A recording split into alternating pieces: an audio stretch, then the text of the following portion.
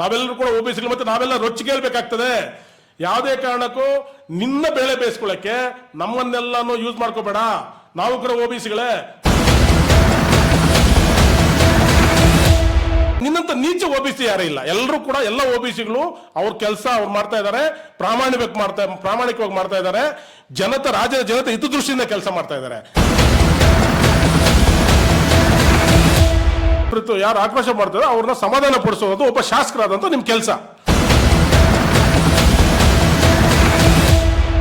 ಅದು ನೀವು ಮಾಡಿದ್ದೇನು?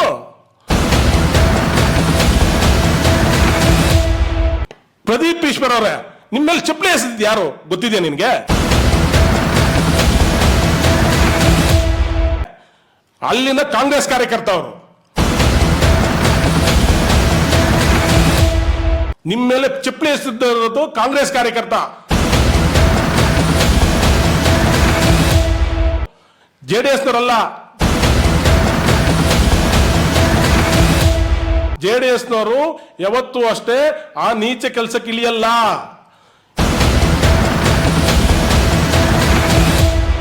ನಿಮ್ಮಷ್ಟು ನೀಚ ಕೆಲಸಕ್ಕೆ ಇಳಿಯಲ್ಲ. ಆಯ್ತಪ್ಪ, ಇಷ್ಟು ಇನ್ಸಿಡೆಂಟ್ ಜರುಗ್ತಲ್ಲ, ನಿಮ್ಮ ಚಪ್ಪಲಿಯಲ್ಲಿ ಒಡ್ಸ್ಕೊಂಡಲ್ಲ. ನಿಮ್ಮ ಕಾಂಗ್ರೆಸ್ ಮುಖಂಡರುಗಳು ಯಾರಾದರೂ ನಿಮ್ಮ ಸ್ವಂತ ಕ್ಷೇತ್ರದ ಕಾಂಗ್ರೆಸ್ ಮುಖಂಡರು ಯಾರಾದರೂ ಪ್ರೆಸ್ ಮೀಟ್ ಮಾಡಿ ನಿನ್ನ ಡಿಪೆಂಡ್ ಮಾಡ್ಕೊಂಡಿದ್ದಾರಾ? ಅದು ನೀನು ಹೋಗುತ್ತೆ. ನೀನು ಅಲ್ಲಿ ಎಲ್ಲರದ್ದು ಪ್ರವೋಕ್ ಮಾಡಿದ್ ನೀನು. ಅಲ್ಲಿ ಇನ್ಸಿಡೆಂಟ್ ಜರುಗಕ್ಕೆ ಕಾರಣ ನೀನು. ಫಸ್ಟ್ ನಿನ್ನನ್ನು ಏವನ್ ಮಾಡ್ಬೇಕಾಗಿತ್ತು. ಈಚೆ ತಿರುವುದು, ಚಾಲೆಂಜ್ ಮಾಡೋದು, ತೊಡೆ ತಟ್ಟೋದು, ಕೂದಲು ಕೂಡ ಕಿತ್ಕೊಳ್ಳೋಕ್ಕಾಗಲ್ಲ ಅನ್ನೋಂತ ಈ ಒಂದು ಜನಗಳನ್ನ ರೊಚ್ಚಿಗೇಳಿಸುವಂತ ರೀತಿಯಲ್ಲಿ ಭಾಷಣ ಮಾಡಿರ್ತಕ್ಕಂಥ ಕೂಡ ಸಮಾಜಘಾತಕ ಕೆಲಸ. ಶಾಸಕರಾದ ಪ್ರದೀಪ್ ಈಶ್ವರ್ ಮೇಲೂ ಕೂಡ ನೀವು ಕೇಸ್ ಹಾಕಬೇಕು. ಅವ್ರ ಮೇಲೂ ಕೂಡ ನೀವು A1 ಅಪರಾಧಿ ಮಾಡಬೇಕು. ಇದು ನಾವು ಆಗ್ರಹ ಮಾಡ್ತಾ ಇರ್ತಕ್ಕಂಥದ್ದು.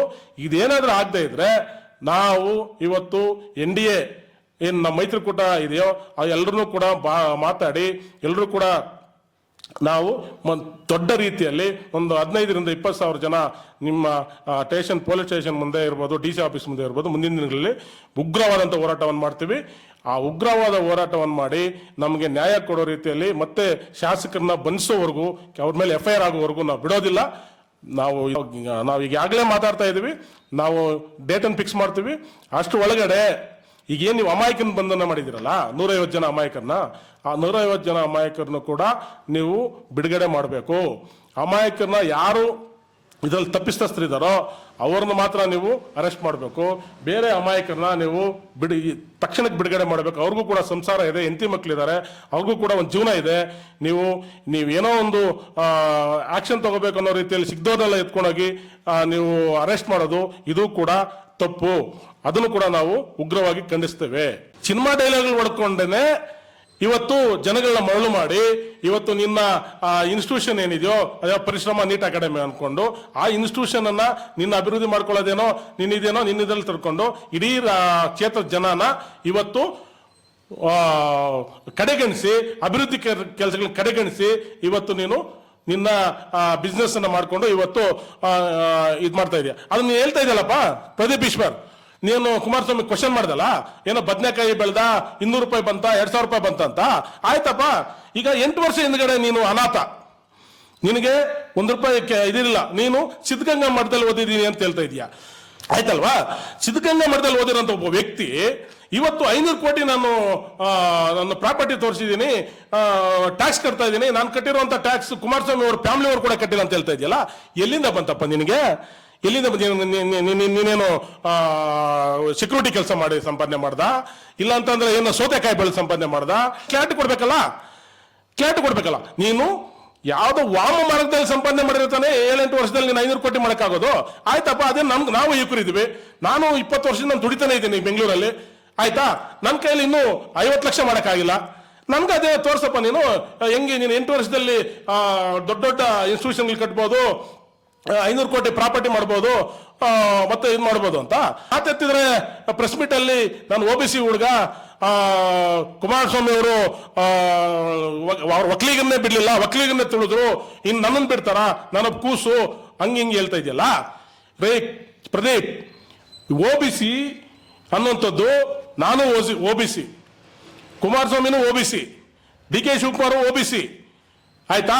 ನಿಮ್ ಈಗ ಇವರಾಗಿದಾರಲ್ಲಪ್ಪ ಯಾರು ಅಧ್ಯಕ್ಷರು, ನಿಮ್ಮ ಪಾರ್ಟಿ ಅಧ್ಯಕ್ಷರು, ಅವರು ಕೂಡ OBC.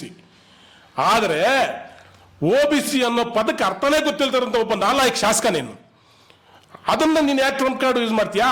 ಆದ್ರೆ ನಿನ್ನಂತ ನೀಚ OBC ಯಾರೇ ಇಲ್ಲ. ಎಲ್ಲರೂ ಕೂಡ ಎಲ್ಲ OBCಗಳು ಅವ್ರ ಕೆಲಸ ಅವ್ರು ಮಾಡ್ತಾ ಇದ್ದಾರೆ, ಪ್ರಾಮಾಣಿಕವಾಗಿ ಮಾಡ್ತಾ ಇದ್ದಾರೆ, ರಾಜ್ಯದ ಜನತೆ ಹಿತದೃಷ್ಟಿಯಿಂದ ಕೆಲಸ ಮಾಡ್ತಾ ಇದ್ದಾರೆ. ಆದ್ರೆ ನಿನ್ನಂತ ಓಪ್ಲೆಸ್ OBC ಯಾರು ಇಲ್ಲ ಪ್ರದೀಪ್ ಈಶ್ವರ್.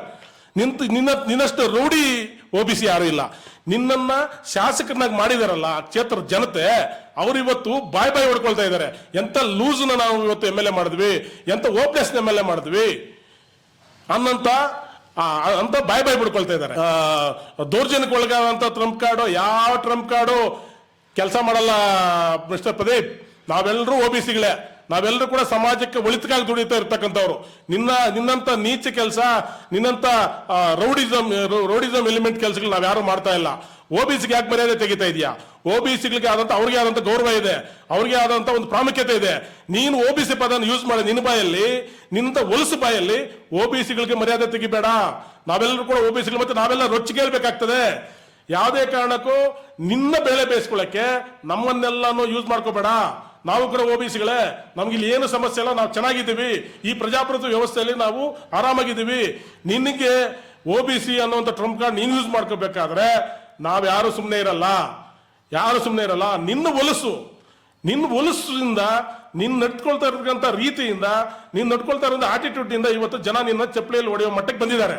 ಫಸ್ಟ್ ಅದನ್ನ ಚೇಂಜ್ ಮಾಡ್ಕೊಂಡು ಆಮೇಲೆ ಮಾತಾಡು. ಒಬ್ಬ MLA, ಒಬ್ಬ ಜನಪ್ರತಿನಿಧಿ ಸಾಮಾಜಿಕ ಜೀವನದಲ್ಲಿ, ಸಾರ್ವಜನಿಕ ಜೀವನದಲ್ಲಿ ಯಾವ ರೀತಿ ನಡ್ಕೋಬೇಕು, ಯಾವ ರೀತಿ ಇರಬೇಕು, ಯಾವ ರೀತಿ ವರ್ತನೆ ಮಾಡಬೇಕು ಅನ್ನೋಂಥದ್ದನ್ನ ಫಸ್ಟ್ ಕಲ್ಕೋ. ಆಮೇಲೆ ಜನಗಳಿಗೆ ಬೇರೆಯವ್ರ ಬಗ್ಗೆ ಕ್ವಶನ್ ಮಾಡಕ್ ಬರುವಂತೆ. ಫಸ್ಟ್ ನಿನ್ನನ್ನು ನೀನು ಅರ್ಥ ಮಾಡ್ಕೊಂಡು ಇದ್ರೆ ಸರಿ. ಇಲ್ಲ ಅಂತಂದ್ರೆ ಅದರ ಮೇಲೆ ಯಾರು ಜವಾಬ್ದಾರರಲ್ಲ, ರಾಜ್ಯದ ಜನತೆ ಜವಾಬ್ದಾರರಲ್ಲ, ನಿನಗೆ ನೀನೇ ಜವಾಬ್ದಾರಿ. ನೀನು ಮಾಡ್ಕೊಳ್ಳುವಂತ ಸ್ವಯಂಕೃತ ಅಪರಾಧದಿಂದ ಅದು ಆಗುತ್ತೆ. ನಿನ್ನ ಹಣೆ ಬರ ನೀನು ಅನುಭವಿಸಬೇಕಾಗುತ್ತೆ. ವೀಕ್ಷಕರೇ, ಇಂತಹ ವಿಡಿಯೋಗಳು ನೋಡ್ಬೇಕಾದ್ರೆ ಐಡಿಯಾ ನ್ಯೂಸ್ ಅನ್ನ ಸಬ್ಸ್ಕ್ರೈಬ್ ಮಾಡಿ, ಶೇರ್ ಮಾಡಿ, ಲೈಕ್ ಮಾಡಿ.